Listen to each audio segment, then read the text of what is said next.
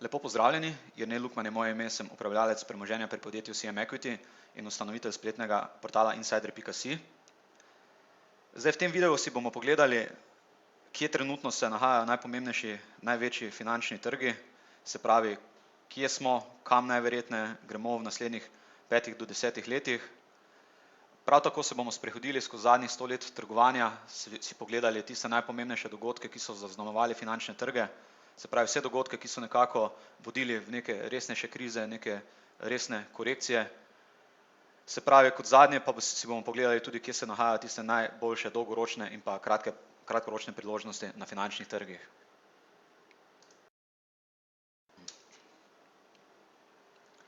Pa če si za začetek kar pogledamo gibanje ameriškega borznega indeksa Dow Jones,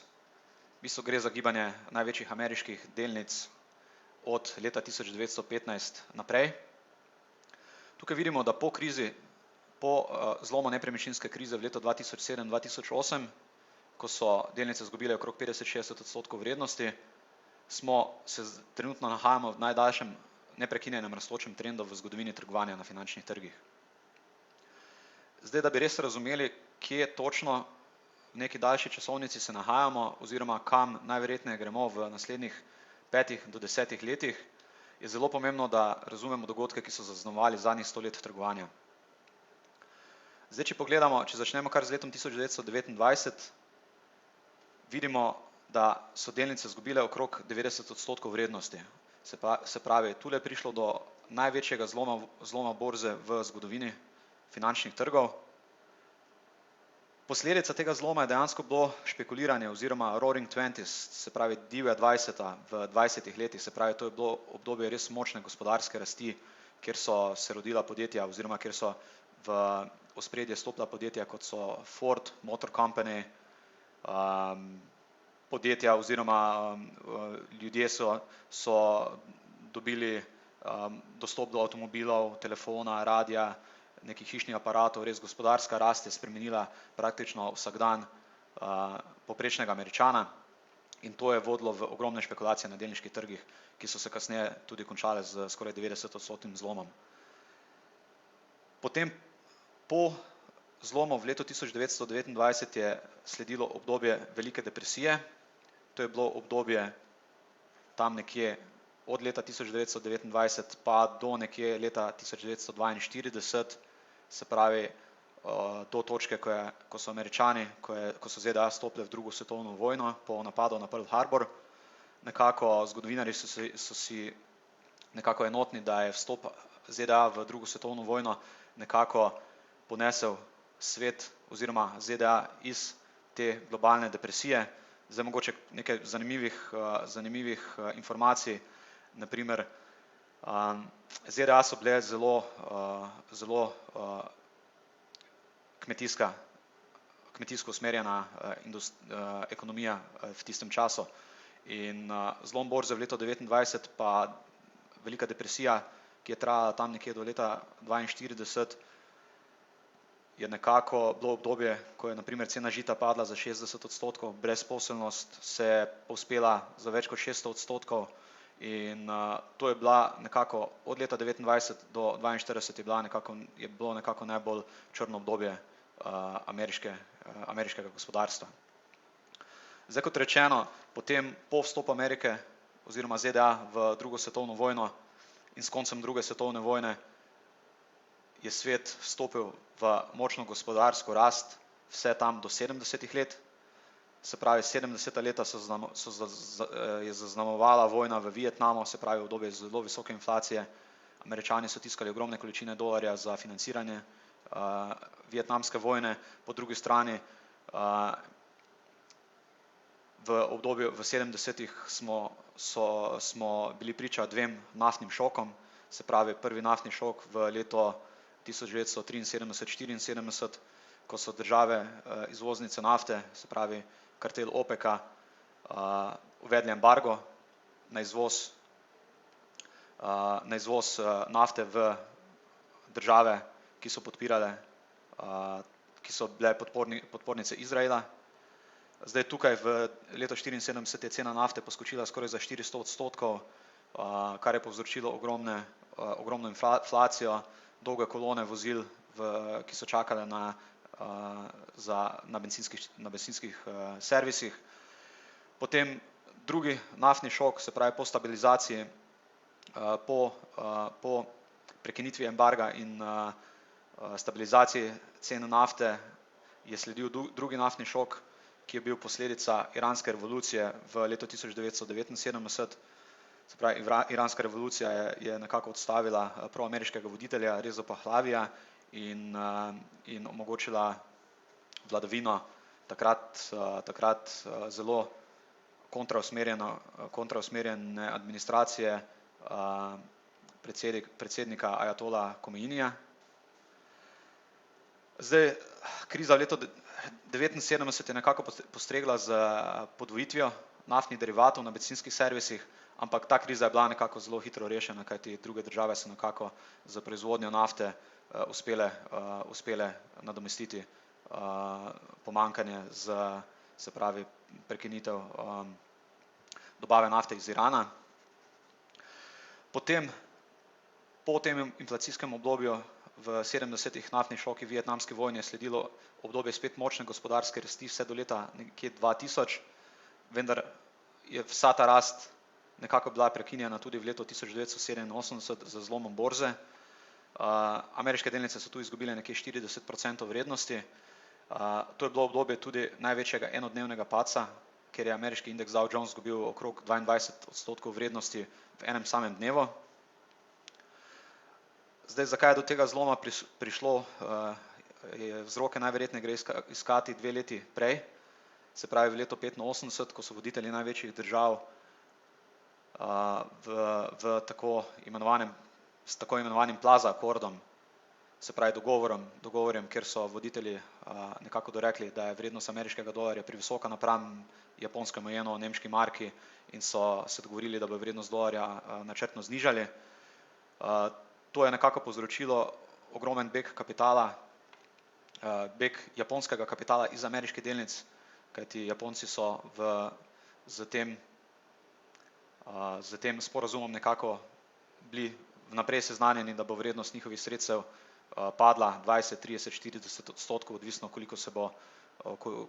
kako globoko bo razvrednotenje dolarja, ne, in nekako ta beg kapitala in še nekaj drugih razlogov, ki jih zdaj v tem videu ne bomo omenjali, je pripeljalo do tega, da je prišlo do skoraj 40% korekcije na ameriških trgih. Zdaj, po dveh letih so borze se že nahajale, ameriška borza, ameriške delnice so se že nahajale na novih najvišjih vrednosti. To je bilo obdobje, se pravi obdobje od leta 1986 do nekje leta 1991, je bilo obdobje tudi japonskega balona. Se pravi, ameriške delnice oziroma japonske delnice so po letu 1987, ko so Japonci umaknili ogromne količine denarja nazaj v Japonsko, je povzročilo res tisti špekulativni balon, kjer je praktično na vrhu vrednost japonskega dvora dejansko bila višja kot pa vrednost vseh nepremičnin v državi Kaliforniji. To je recimo en zanimiv podatek o tem, kako močno je bil napihnjen balon japonskih delnic, japonskega trga, vse tam do leta 1991, ko je dejansko prišlo tudi do poka in močne korekcije. Zdaj, japonske delnice so danes še vedno 40% nižje kot zanimivost, kot so bile v letu 1991. Zdaj, potem od obdobja leta 1990 naprej pa do leta 2000 je zaznamovalo obdobje internetnega balona,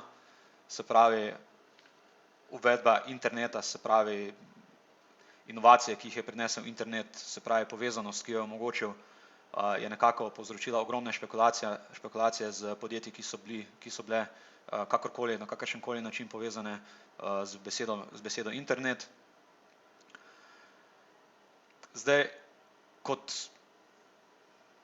do leta 2000, no, ko je bil vrh internetnega balona tudi dosežen, smo nekako videli padajoči trend praktično na vseh globalnih borznih indeksih. Ameriške delnice so tukaj izgubile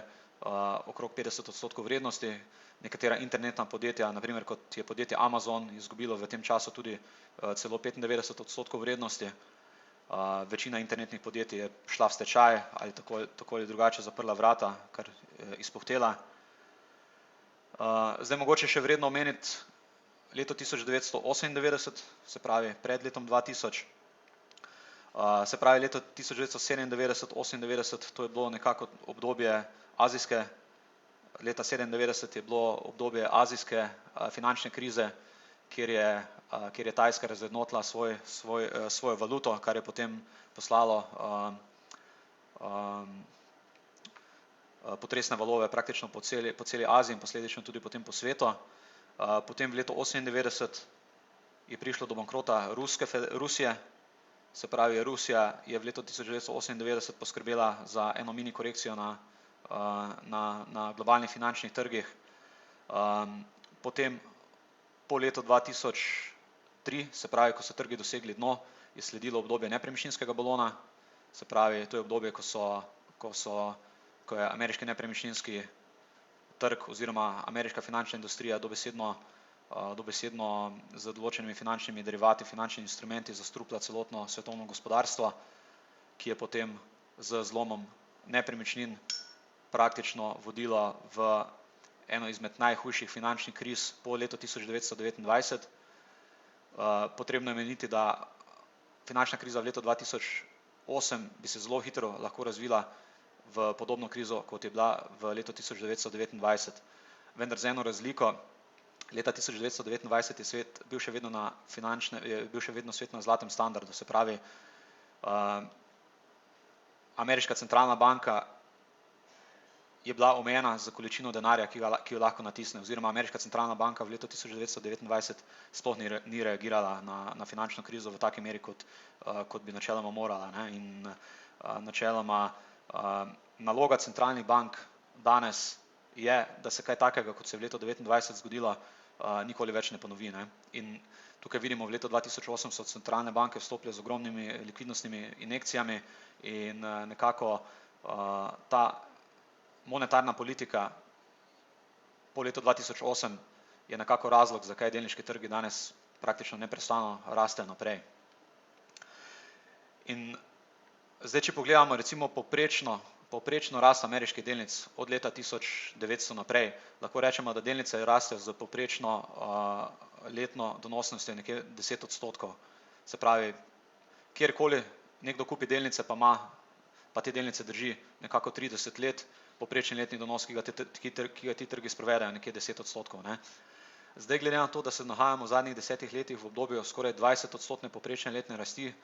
se pravi, smo v obdobju, ko so trgi delali skoraj enkrat več, kot povprečju delajo, lahko z zelo visoko gotovostjo trdimo, da taki donosi v naslednjih 5-10 letih se bo zelo težko nadaljevali. Zdaj, ničesar ni moč izključiti prav zaradi te ekspanzivne monetarne politike, se pravi, centralne banke nekako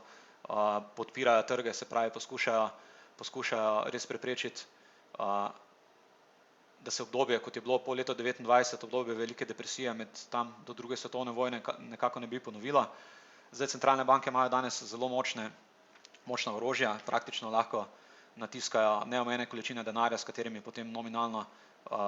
podpirajo trge. Zdaj,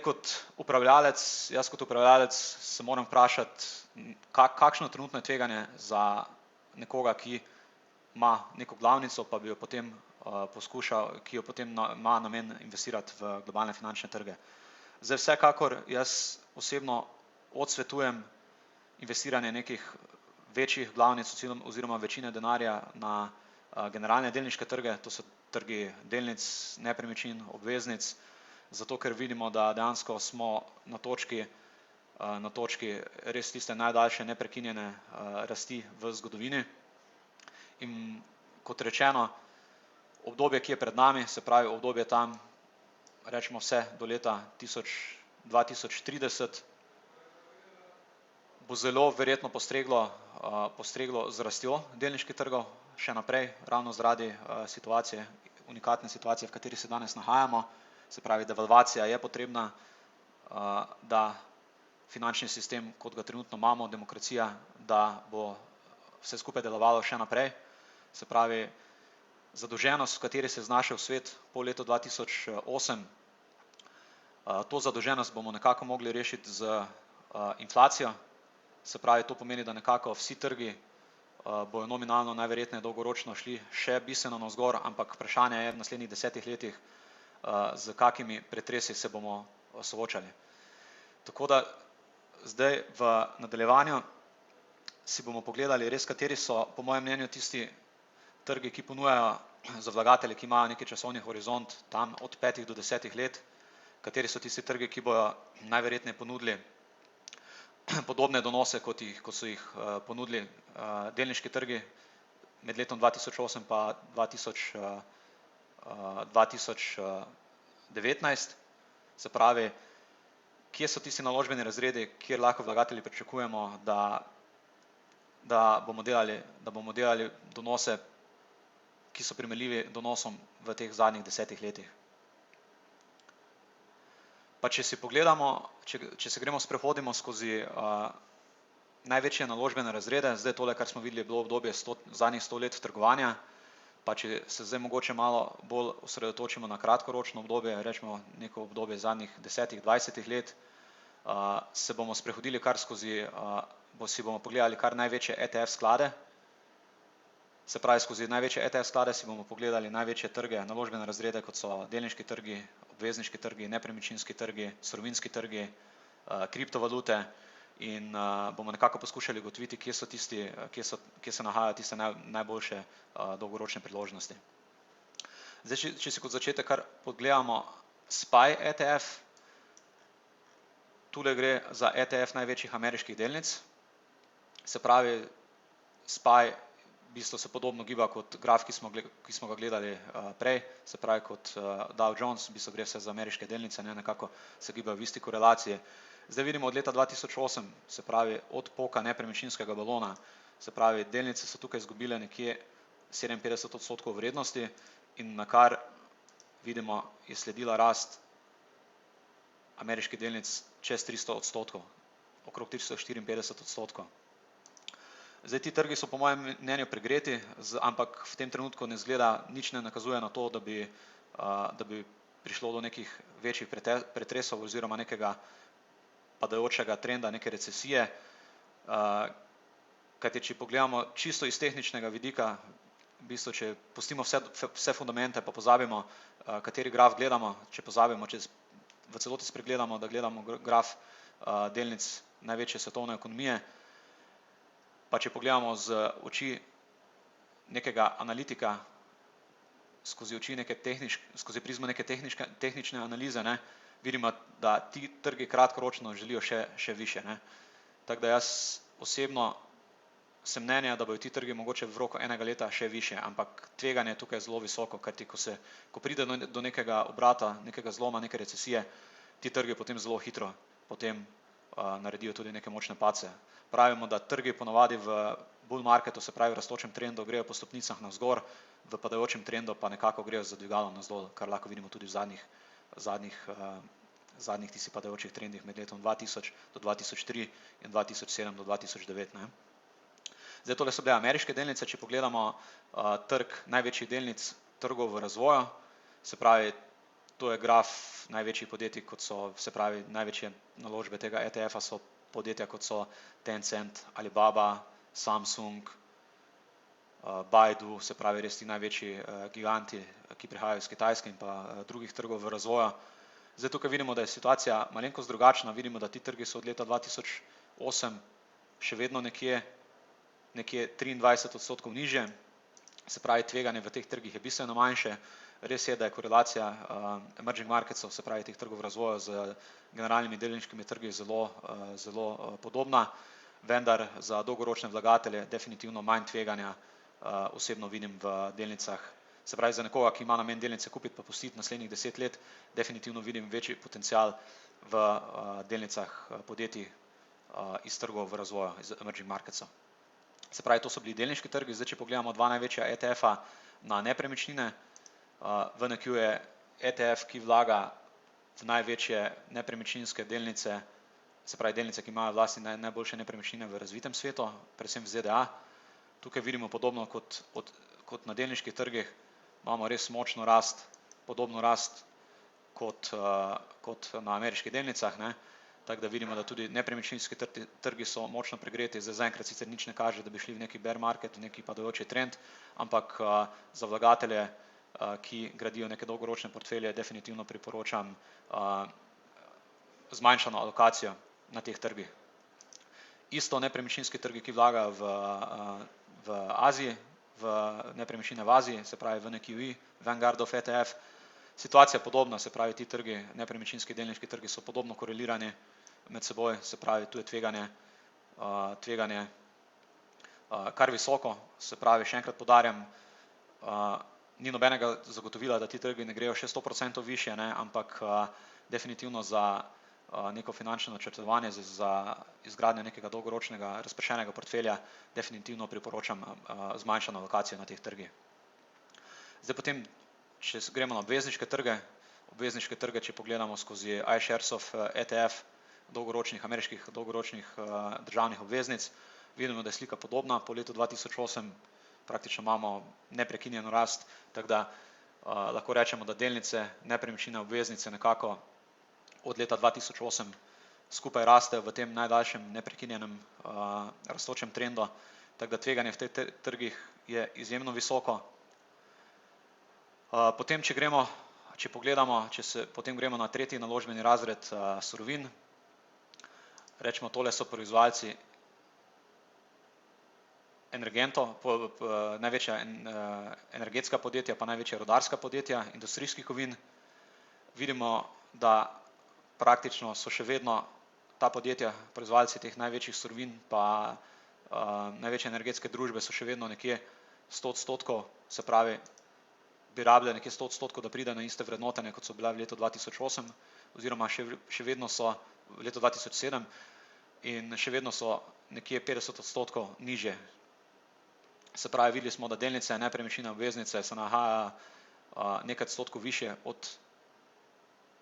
najnižjih točk doseženih v letu 2009. Zdaj, če si pogledamo surovinska podjetja, oziroma rečemo generalni delniški trgi delnic, obveznic, nepremičnin, so močno presegli vrhove, ki so bili doseženi v letu 2008 pred nepremičninsko krizo. Zdaj tukaj vidimo, da nekako surovinska podjetja, energetska podjetja so še bistveno nižje, tako da za surovinska podjetja je smiselno za obdobje naslednjih 5 do 10 let definitivno imeti večjo alokacijo v nekem dolgoročnem portfelju. Zdaj tukaj, če pogledamo še dva največja ETF-a, ETF sklada rudarjev zlata in srebra, se pravi, če govorimo o industrijskih surovinah, proizvajalcih industrijskih surovin, jih lahko zelo lepo izrazimo skozi dva ETF-a, kot sta XLE pa XME. Se pravi, če govorimo o proizvajalcih plemenitih kovin, lahko vidimo skozi prizmo SIL pa GDX ETF-a, vidimo, da rudarji industrijskih oziroma plemenitih kovin so še nekje 60% oddaljeni od najnižjih vrednosti, ki so bile dosežene z pokom balona plemenitih kovin v letu 2011-2012. Tako da skupaj z industrijskimi proizvajalci industrijskih kovin, tudi v proizvajalcih plemenitih kovin priporočam, da razmislite o malo večji alokaciji za obdobje naslednjih 5 do 10 let. Zdaj, če si pogledamo trg kriptovalut, tole je Bitcoin, dolgoročni graf Bitcoina. Zdaj jaz osebno v neko podrobno analizo trga kriptovalut se ne bom spuščal, ker priznam, tukaj nisem strokovnjak na tem področju, zato bi mogoče čisto z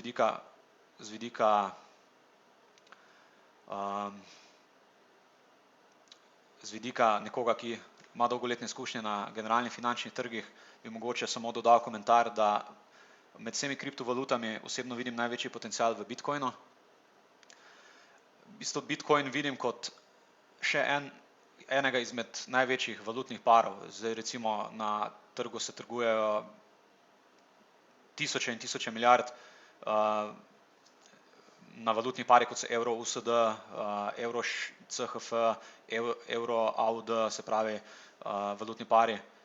med temi največjimi valutami največjih držav. In če pogledamo tržno kapitalizacijo, na primer zlata, ki je v tem trenutku nekje 8000 milijard dolarjev, se pravi vsi finančni instrumenti, s katerimi se trguje, se pravi celotni, rečemo skupek trga zlata, predstavlja nekje 8000 milijard, tržna kapitalizacija Bitcoina pa je danes nekje 160 milijard. Se pravi, če samo pogledamo, na primer, koliko bi cena Bitcoina mogla zrasti, da doseže tržno kapitalizacijo zlata, govorimo o res bistveno višjih številkah, ne, tako da osebno vsekakor priporočam minimalno alokacijo na tem trgu, ker v primeru, da ta trg res močno preseneti navzgor, pa ugotovimo, da v letu 2030 valutni par BTC USD, BTC EUR postane eden izmed največjih trgovalnih parov na finančnih trgih, lahko hitro ta tržna kapitalizacija zraste za tudi 100-kratnik ali več, ne. Kam trenutno bi to potem poslalo ceno Bitcoina, ne bomo na tej točki govorili, ampak predstavljajte si, da tržna kapitalizacija Bitcoina pride za 160 milijard na 8000 milijard dolarjev, kje bi se potem takrat mogla cena Bitcoina nahajati. Tako da vsekakor jaz tudi osebno svojim strankam priporočam minimalno alokacijo,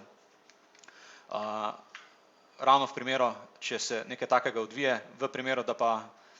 Bitcoin in kriptovalute potonejo v pozabo, se pravi, da bi bila to zgodba, ki bi se na koncu izkazala za enega izmed balonov, ki bi potem tudi, katerega pok bi potem povzročil tudi izginotje vseh teh kriptovalut, bi pa pomenil,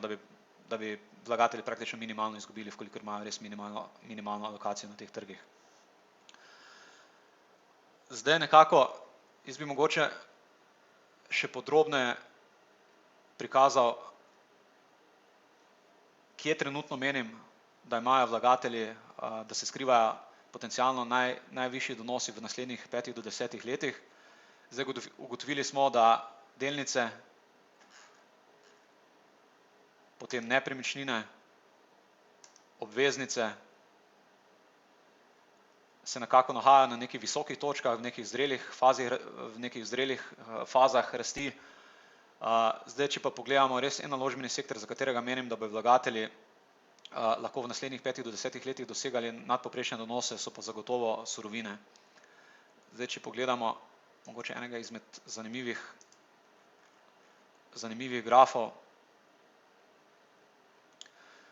surovin v razmerju z ameriškim borznim indeksom S&P.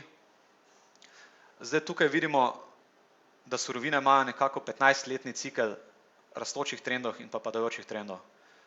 Zdaj vidimo, zadnjih, rečemo, 50 letih smo imeli 3 močne rastoče trende na sektorju surovin. Zdaj tukaj vidimo, od leta 70 do 74 so surovine nekako rasle poprečno, so nekako za 49% premagovale delniške trge. Potem od leta v 80 letih so nekako surovine skoraj za 40% premagovale delniške trge, posledično tudi obvezniške in nepremičninske. Zdaj vidimo, zadnji bikovski trend je bil tam od leta 2000, pa tam nekje do leta 2008-2009, kjer so surovine uprizorile 19% rast napram delnicam, se pravi, so surovine za 19% letno premagovale delniške trge. Zdaj trenutno se nahajamo na najnižji točki, skoraj v najnižji točki v zgodovini. Se pravi, surovine so v razmerju z delnicami, nepremičninami, obveznicami praktično na najnižji točki, skoraj na najnižji točki v zgodovini. In če pogledamo, koliko povprečju surovine premagujejo delniške trge, ko se nahajajo v rastočem trendu, vidimo, da nekje, rečemo nekdo, ki zdaj prodaja delniške naložbe, prodaja nepremičnine, prodaja obveznice, pa v tem trenutku kupi surovine in surovine potem grejo v podoben rastoči trend, kot so ga uprizorile zadnjih 3-krat v zadnjih 50 letih, lahko pričakujemo, da bodo vlagatelji za 36% letno premagovali donose vlagateljev, ki bodo preprosto samo ostali na delniških trgih. Tako da, če res izpostavimo tisti zadnji trg, ki je trenutno res podcenjen, je to zagotovo surovinski trg. Zdaj znotraj surovinskega trga je smiselno pogledati, kateri so tisti naložbeni sektorji, ki v rastočem trendu naredijo največje donose oziroma naredijo najvišje donose napram tveganju. Zdaj, jaz kot upravljalec premoženja pri podjetju CM Equity upravljam dve strategiji. Ena izmed strategij je strategija surovine in v strategiji surovine smo mi res kirurško osredotočeni res na tiste sektorje, za katere pričakujemo, da bojo v naslednjih 10 letih, vkolikor surovine grejo v rastoči trend, naredile za vlagatelje največ. Zdaj, če pogledamo, kateri so ti sektorji, surovinski sektorji, zagotovo, če kot prvo pogledamo rudarje zlata. To je zdaj stanje na trgu proizvajalcev zlata, se pravi rudarji zlata, vkolikor bi dosegli nivoje v letu 2011, ko so zlato srebro bila na vrhu, bi nekako mogli uprizoriti še 150% rasti. Potem rudarji srebra. Rudarji srebra, vkolikor doseže srebro nivoje, ki jih je doseglo v letu 2011,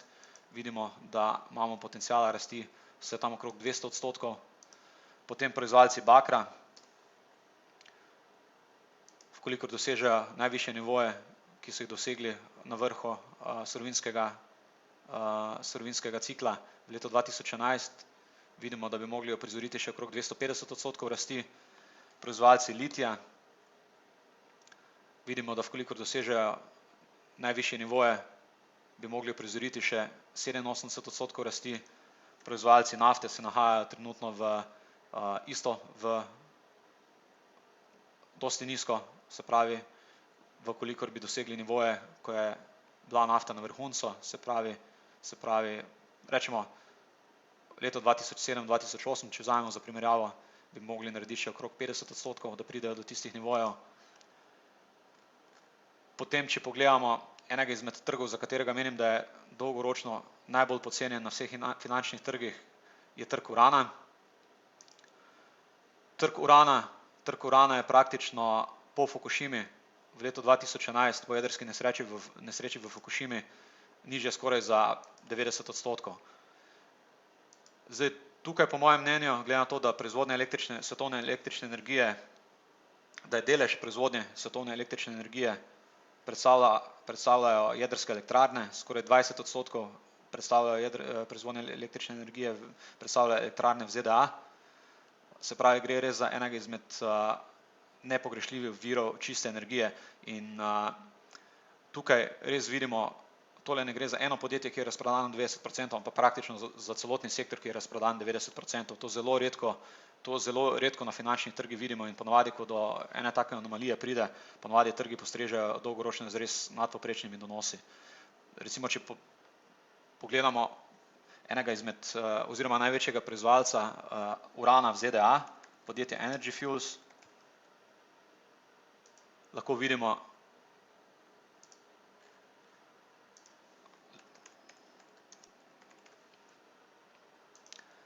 kako močni so vzponi, ko enkrat sektor urana pride v naraščajoči trend. Se pravi, to so sektorji, za katere menimo, se pravi, proizvajalci zlata, srebra, bakra, urana, litija, urana, nafte, to so sektorji znotraj surovinskega naložbenega razreda, za katere menimo, da bojo, vkolikor surovine vstopijo v nov naraščajoči cikel, ti sektorji imajo potencial, da potem za vlagatelje tudi naredijo najlepše povprečne letne donose. Zdaj za konec bi mogoče znotraj surovinskega sektorja bi še mogoče samo pogledali sektor marihuane, zdaj sicer tole ne gre za čisti surovinski sektor, ampak jaz osebno ga tudi spremljam, ga za stranke imamo tudi v surovinski strategiji namen izkoristiti. Sektor medicinske marihuane, zdaj kot vidimo, po napihovanju tega balona je končno tudi ta sektor, balon v tem sektorju počil vidimo, da delnice proizvajalcev medicinske marihuane so zdaj 60% nižje, tako da tudi tule, tudi to je trg, ki ga je vredno omeniti za obdobje naslednjih 5 do 10 let. Zdaj jaz bi mogoče res vse skupaj zaključil še enkrat z tem grafom, se pravi, pregledali smo si, na koncu, če naredimo en povzetek, pogledali smo si finančne trge, se pravi tiste najmočnejše dogodke, ki so zaznamovali zadnjih 30 let, zadnjih 100 let trgovanja. Zdaj, kot naslednje smo si pogledali, kje se nahajajo posamezni naložbeni razredi, delnic, nepremičnin, obveznic, kriptovalut v tem trenutku, in pa kot zadnje bi jaz svojo predstavitev zaključil kar s tem grafom, se pravi, vlagatelji, ki se sprašujete, kam vložiti denar za obdobje 5 do 10 let, da bi ustvarjali neke nadpovprečne donose, to so zagotovo surovine in pa vkolikor bi želeli res izkoristiti ta surovinski cikel,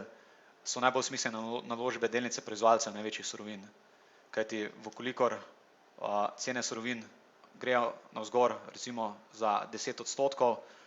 proizvajalci surovin nekako rastejo 2-krat ali 3-krat hitreje, ne. Se pravi, tole, kar vidite, to je indeks gibanja fizičnih surovin, ne proizvajalcev. Recimo, če cena zlata zraste za 1%, ponavadi cena delnic nekega proizvajalca zlata zraste 2-krat do 5-krat višje, ne. Se pravi, proizvajalci surovin nekako nudijo tudi sam vzvod na surovine.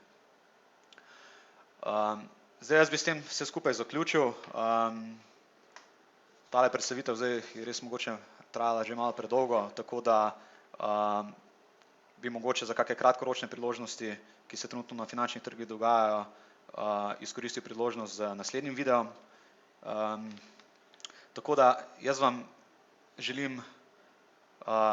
en lep dan in nasvidenje do naslednjič.